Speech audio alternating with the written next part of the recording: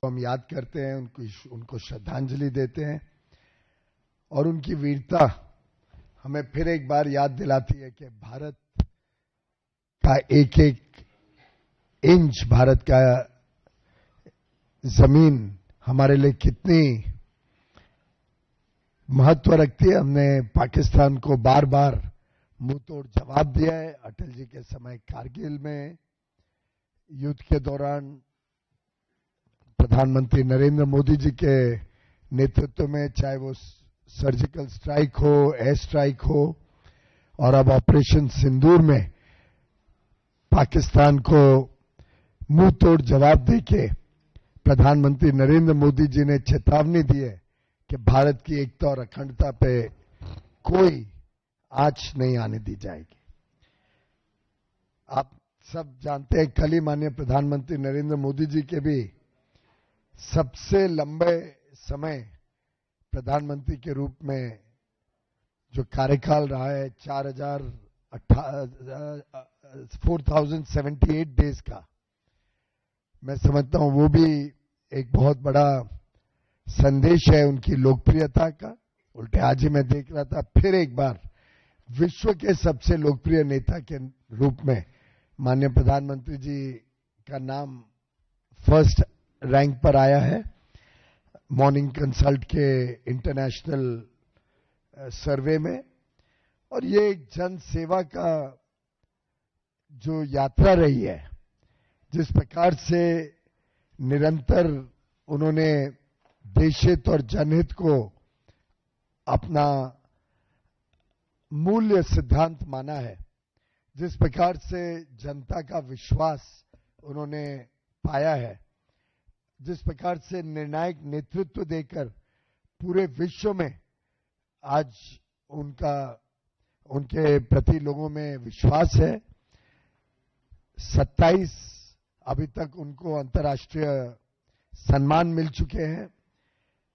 भारत में वर्षों से अटके हुए विषयों पर उन्होंने सफलता प्राप्त की है, चाहे वो कश्मीर को भारत के साथ और मजबूती से जोड़ना हो 370 और 35 से आर्टिकल समाप्त करके, चाहे वो राम मंदिर का विषय हो, G20 भारत में अच्छी तरीके से नियोजन करना हो, अलग अलग विषयों से माननीय प्रधानमंत्री जी ने भारत और विश्व का दिल जीता है और विश्वास जीता है।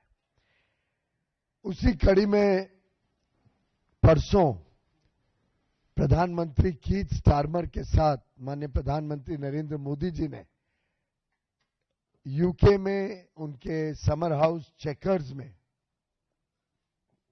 भारत और यूनाइटेड किंगडम के बीच एक फ्री ट्रेड एग्रीमेंट पर मोहर लगाया, हस्ताक्षर हुए। उस दिन दोनों प्रधानमंत्रियों ने स्वीकार किया और अब भारत में तो कैबिनेट अप्रूवल हो चुका है। यूके में पार्लियामेंट्री प्रोसेस के बाद एक game changing free trade agreement जो अपार अवसर लेके भारत के किसानों के लिए, भारत के उद्यमियों के लिए, एमएसएमई सेक्टर के लिए, कामगारों के लिए, युवा युवतियों के लिए, मछुआरों के लिए, हर वर्ग के लिए अलग अलग लाभ, बड़ा लाभ देने का काम करेगा।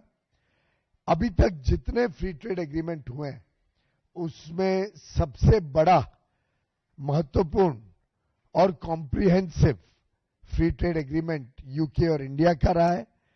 लगभग 30 चैप्टर हैं, नए नए विषय जो पहले भारत अंतर्राष्ट्रीय स्तर पर लोगों के साथ कंधे से कंधा मिलकर चलने से तैयार नहीं होता था, ऐसे विषयों पे हमने मजबूती से और अपने टर्म्स पर, अपने आत्मविश्वास के साथ मजबूती से ये करार किया है। और मैं समझता हूं कि ये आगे आने वाले भारत के अर्थव्यवस्था के लिए एक बहुत बड़ा संदेश लेकर ये फ्री ट्रेड एग्रीमेंट और इसके तहत जो लाभ भारत को मिलेगा वो हम सब आगे आने वाले वर्षों में देखेंगे। एक महत्वपूर्ण बात, एक तरफ ये फ्री ट्रेड एग्रीमेंट एक विकसित देश के साथ है। विश्व की छठी सबसे बड़ी अर्थव्यवस्था है यूनाइटेड किंगडम। एक विकसित देश के साथ अपना विश्वास अटल हो, हम कॉन्फिडेंस के साथ नेगोशिएट करें, अपने टर्म्स पर करें। 99% हमारे जो एक्सपोर्ट्स होते हैं वो अब ड्यूटी फ्री वहां पर यूके में जा सके, प्रेफरेंशियल मार्केट एक्सेस मिले उनको, और उसके सामने हमारी जो जरूरतें हैं उन जरूरतों को हम भारत में आने दें। जिन चीजों पे हमें अपने आप को संरक्षित रखना है उसको हम संरक्षित रख पाए, जैसे कि डेयरी खोला नहीं गया है, एग्रीकल्चर में कोई सेंसिटिव आइटम कृषि क्षेत्र का खोला नहीं गया है, इथेनॉल खोला नहीं गया है।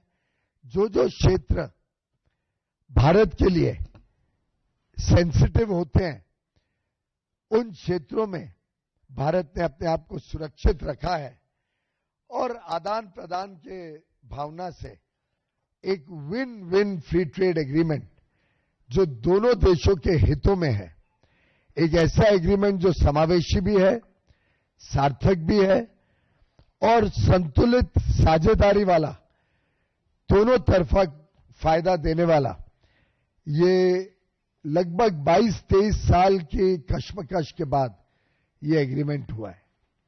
तो आप कल्पना करिए, वर्षों वर्षों तक कभी चर्चा होती थी, कभी चर्चा रुकती थी, लेकिन ये एग्रीमेंट प्रधानमंत्री नरेंद्र मोदी जी के नेतृत्व में इसलिए हो पाया कि अब भारत उभरती हुई अर्थव्यवस्था है, भारत में आज अपनी क्षमताएं हैं और भारत आज किसी भी स्पर्धा से डरता नहीं है, मजबूती से आगे बढ़ता है। मित्रों, जैसा माननीय प्रधानमंत्री नरेंद्र मोदी जी ने कहा, यह समझौता मात्र आर्थिक साझेदारी नहीं बल्कि साझा समृद्धि की योजना है और ये हम दोनों देशों को आगे चल के नए अवसर देगा। मेरे ख्याल से अलग अलग विषय तो हमने पिछले 2 दिन में देखा ही, किस प्रकार से एग्रीकल्चर और प्रोसेस फूड में हमें लगभग 95% सामान पर अब ड्यूटी फ्री एक्सेस मिलेगा, 95%। बाकी कुछ वस्तुओं में कम ड्यूटी, जिससे हम अपना एक्सपोर्ट बढ़ा सके, क्योंकि अल्टीमेटली प्रेफरेंशियल जो ड्यूटी होती है वो देखी जाती है। हमारी स्पर्धा में जो दूसरे देश खड़े हैं उनके सामने हम स्पर्धा में कैसे कम ड्यूटी से आगे व्यापार कर सके। इसी प्रकार से हमारी स्पाइसेस जो मिर्चियां हैं उनको पूरी तरीके से अब ड्यूटी फ्री एक्सेस यूके में मिलेगा। ये मैं इसलिए विशेष कह रहा हूं क्योंकि 50 लाख से अधिक साउथ एशिया के लोग यूके में रहते हैं। 18 लाख तो भारत मूल निवासी है, बाकी सब देशों को गिने तो 50 लाख।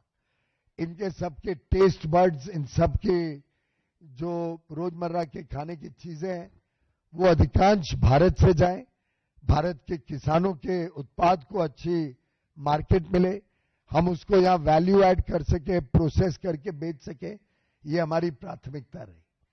इसी प्रकार से अब 99% जो मछुआरों का, फिशरीज का जो सामान यूके जाता है, 99% को अब ड्यूटी फ्री एक्सेस यूके में मिलेगा।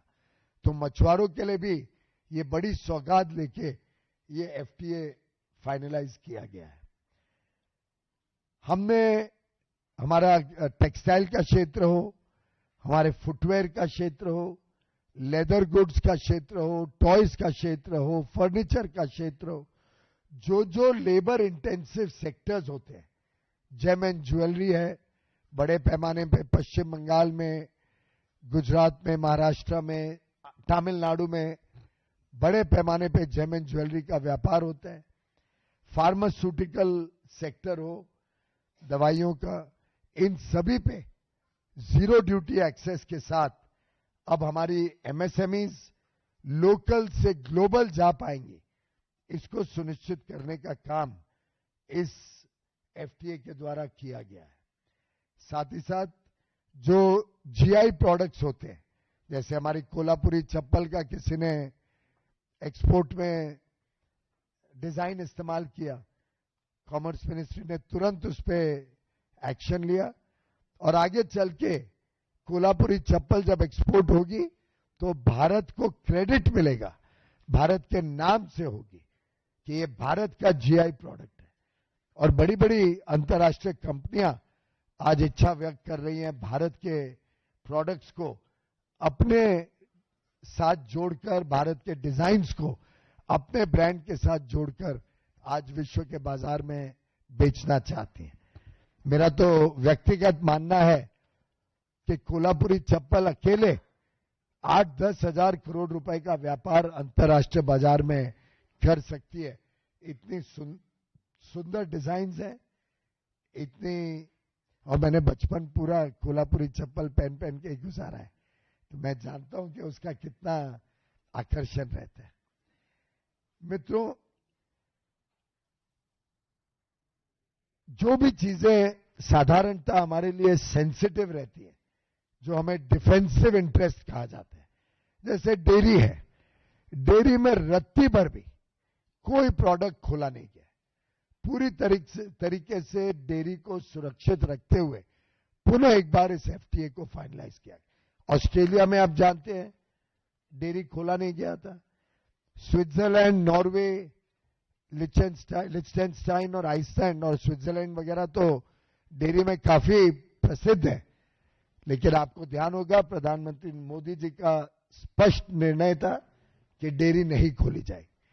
और फिर एक बार यूके में डेयरी को खोला नहीं गया, डेयरी पे ड्यूटी रहेगी और हमारे किसानों को, हमारे एनिमल हस्बेंड्री सेक्टर को प्रोटेक्ट करने का काम फिर एक बार इस एफटीए में भी किया गया।